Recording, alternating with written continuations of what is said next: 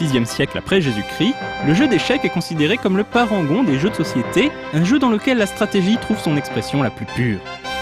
Dans les années 80, Interplay a su attirer un public jusque-là rétif à ce jeu très sérieux, avec un titre sur ordinateur mélangeant échecs et humour, Battle Chess.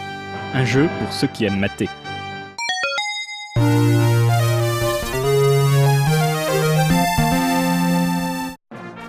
Si l'on en croit la légende, l'idée de Battle Chess serait venue du film La Guerre des Étoiles, au moment où Luke défie Chewbacca à une sorte de jeu d'échecs holographique. Le principe directeur de Battle Chess est de profiter du médium vidéoludique pour insuffler la vie dans le jeu d'échecs. Les pièces s'animent, s'affrontent et s'annihilent lors d'animations souvent très amusantes. Les animations sont d'ailleurs fréquemment des clins d'œil à quelques classiques du cinéma. On se rappellera par exemple du chevalier qui se fait couper bras et jambes comme dans le film Sacré Graal des Monty Python.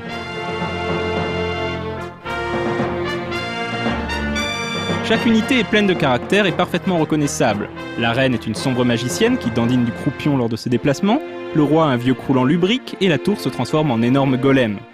En tout, ce sont pas moins de 35 animations différentes auxquelles on peut assister au gré des parties. Il faut d'ailleurs parfois résister à l'envie de faire des erreurs juste pour le plaisir de voir une scénette inédite.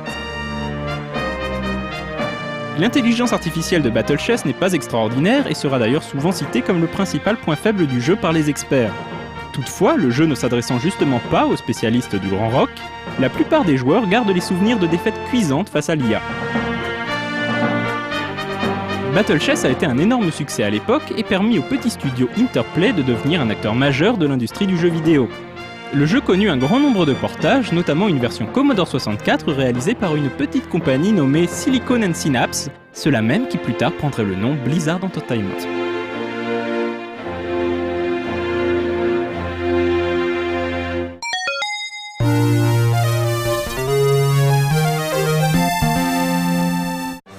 La suite de Battle Chess n'en est en fait pas une, puisque le jeu adapte cette fois-ci le Xiangqi, également appelé le jeu d'échecs chinois.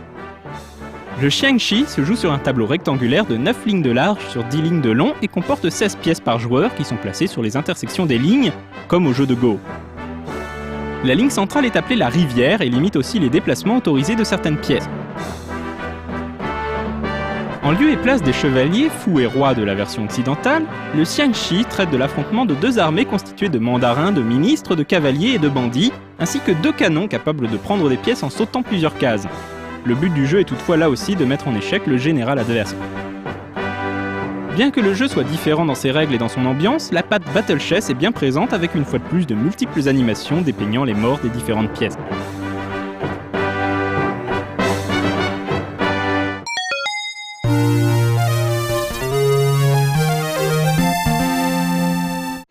L'année suivante, Interplay sort une version remise à jour de Battle Chess avec l'édition CD-ROM, parfois également appelée édition multimédia.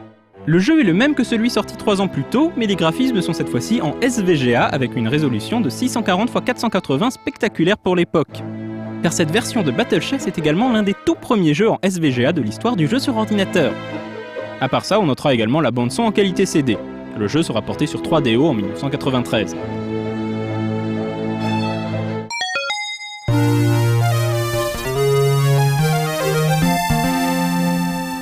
Sentant peut-être que le concept s'épuise, Interplay enchaîne immédiatement avec un nouvel épisode, Battle Chess 4000.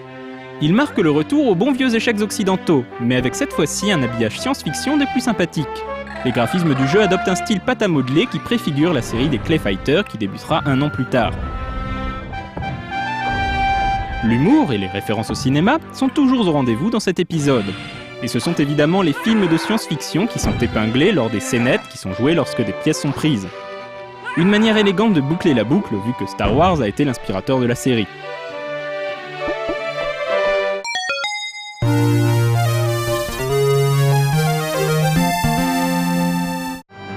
Les développeurs d'Interplay comme les joueurs se souviennent avec tendresse des différents épisodes de Battle Chess. Pour certains, ce jeu sans autre prétention que de divertir aura été le premier contact avec les échecs. Le fait d'avoir des animations lors des déplacements et des affrontements a par la suite été repris par de nombreux autres jeux d'échecs sur ordinateur et console, comme Virtual Chess 64, Combat Chess, Chess Wars ou encore la série des Chess Masters.